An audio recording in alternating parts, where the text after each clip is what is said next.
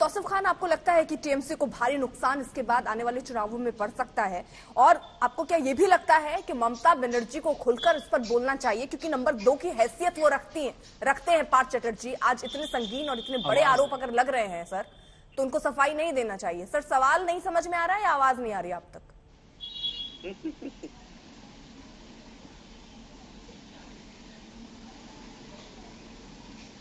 या सर जवाब आपको तय करने में वक्त लगेगा तो मैं दूसरे के पास चली जाती हूँ। मैं बोलूं? तौसीफ खान, हाँ, देखिए, अभी से लेके 10 मिनट पहले तक जो भी बातें की गई वो मेरे तक नहीं आया। बहुत टूट करके आवाज आ रहा था, कनेक्शन नहीं। लेकिन मैं बोलना चाहता हूँ कि ये जो पैसे की रिकवरी हुई है, एक इंडिविजुअल है, एक व्यक्ति है, अर्पिता मुखर्जी के घर से। सर, इंडिविजुअल कैसे है? सर, मुझे समझा दीजिए, इंडिविजुअल कैसे? सर, ये समझना चाहूंगी, हो सकता है आपके पास ज्यादा जानकारी हो।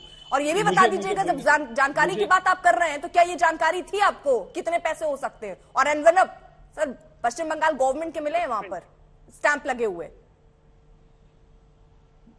हाल में ही जब उदयपुर में मर्डर हुआ, सर एक सेकेंड, सर मैं बहुत माफी के साथ तौसीफ खान रोक रही हूँ, बहुत गंभीर चर्चा है सर, ये बहुत ही गंभीर चर्चा है। जब पैसे मिले थे सर, जब पैसे मिले थे कानपुर में इतने व्यापारी से, तो भी गंभीर चर्चा के तहत उसी पर रहकर सवाल पूछा गया था। अब आप दूसरी जगह घुमाइए मत, जो सवाल है सर उस पर जवाब दे दीजिए मुझे। तो बहुत सारे लोग खान, आवाज नहीं पहुंच रही है क्या? या आप तय करके आएंगे, सुनेंगे नहीं, अपना ही बोलते रहेंगे? केवल इस बिना पे आप लिंक जोड़ देना, ये सही नहीं है। किसी भी व्यक्ति, कोई भी नेता आ नहीं रही है, सुनना नहीं चाह रहे हैं आप? बहुत सारे सोशल प्रोग्राम में सर देखिए, सोए हुए आदमी को उठाया जा सकता है, लेकिन सोने का नाटक करने वाले शख्स को नहीं उठाया जा सकता। सर ऐसा नहीं है कि आवाज नहीं पहुंच रही है। अगर मैं आपके मतलब की बात करूंगी तो आवाज आ जाएगी आप तक। सवाल पूछ रही हूँ तो आप कह रहे हैं आवाज नहीं आ रही। सर पहले एक सेकंड, सर ये तय कीजिए आपको मेरी आवाज पहुंच रही है या नहीं पहुंच रही? नहीं पहुंच रही तो मैं एक बार फिर से कनेक्ट कराऊंगी, क्योंकि सवाल आपसे ही होने हैं सर, और महत्वपूर्ण सवाल है। इधर उधर की बात ना करें, केंद्र पर रहकर बात करेंगे। जो सवाल मैंने पूछा था सुन पाए थे आप? नहीं सुन पाए थे? अर्पिता, आप अपना सवाल को रिपीट कीजिए। ठीक है, अब बहुत ही ध्यान से आप सुनिएगा। आपने कहा कि वो शख्स यानी अर्पिता जिसका जिक्र आप कह रहे हैं, उसको आप इंडिविजुअल अलग बता रहे हैं पार्थ चटर्जी से। वो कैसे अलग है? वो तृणमूल पार्टी की मेंबर ही नहीं है। ठीक है, वो मेंबर नहीं है, लेकिन सर उनका लिंक पार्थ चटर्जी से है? उनका एक फोटो है, पार्थ चटर्जी के साथ फोटो है स्टेज में दुर्गा पूजा के प्रोग्राम में। सर इस तरीके का तो फोटो अमित शाह का भी है टेररिस्ट के साथ में, जिसने उदयपुर में हमला किया था। ठीक है सर, उदयपुर के किलिंग हुए। बंगाल में रहिए सर, एक सेकंड। ठीक है, आपने कह दिया कोई संबंध नहीं। सर रुकिए, तो आपने कहा कोई संबंध नहीं है। सर वहां पर वो एनवलप आपको दिखे थे सर, वीडियो फोटो जो टीवी पे चल रहे देखे ही होंगे आपने, आप है ना, नजर रख रहे होंगे। सर वहां पश्चिम बंगाल गवर्नमेंट के लगे हुए स्टैंप के ऊपर वो पैसे हैं। अच्छा, वो कैसे मिला? अगर आप मान लीजिए 1 मिनट पे आर्गुमेंट के तौर पे हम अज्यूम करते हैं कि ये पैसा वही है जो कलेक्शन, जो ऐसे रिक्रूटमेंट स्कैम का है। रिक्रूटमेंट स्कैम कब हुआ? आज से 5, 6 साल, 7 साल पहले का मामला है। तो कोई 2014-2016 का मामला है सर। शिक्षकों की भर्ती हुई थी, धांधली 2 कैंडिडेट्स ने आरोप लगाया था सर। 2014-2016 सर, 2014-2016। आज हमें 2022, 6 साल नहीं, अगर घोटाला हो गया, 1 साल पुराना हो गया तो छोड़ दीजिए उस घोटाले को सर, छोड़ दे। पैसा कोई अपने घर पे क्यों रखेगा? मैं पूछता हूँ एक कॉमन सेंस का सवाल। 6 साल पुराना पैसा, 6 साल पहले पैसा उठाया, 2016 में पैसा उठाया, डिमोनेटाइजेशन कब हुआ? अगर मान लेते डिमोनेटाइजेशन बाद का पैसा है तो कोई 6 साल तक अपने घर में सबूत को क्यों रखा रहेगा? मैं एक कॉमन सा सवाल पूछता हूँ। अच्छा। इसलिए मैं कहता हूँ कि जांच का मुद्दा है, जब तक के ये कानून की प्रक्रिया प्रोसेस को होने दीजिए। और अगर इस पे इन्वेस्टिगेशन चल रही है, मंत्री जी जो है वो सीबीआई जब समन करती थी वो जाते थे, वो इन्वेस्टिगेशन में पार्टिसिपेट करते थे। आज उनको अरेस्ट किया गया है, वो कस्टडी में है, जो पूछताछ हो रही है वो होगी। ये एक प्रोसेस चलेगा, इसके खिलाफ हम नहीं है। अगर कहीं पे कोई इल्जाम करप्शन का है तो उसको स्ट्रिक्टली लीगल प्रोसेस में जाना चाहिए, लेकिन ये लीगल प्रोसेस बीजेपी पे क्यों नहीं अप्लाई करता? ठीक है, मैं आपको A to Z गिनाता हूँ। नहीं, मुझे 1 मिनट प्लीज दीजिए। मैं आपको A to Z गिनाता हूँ। A to Z मैं आपको गिनाता हूँ बीजेपी की जो करप्शन है।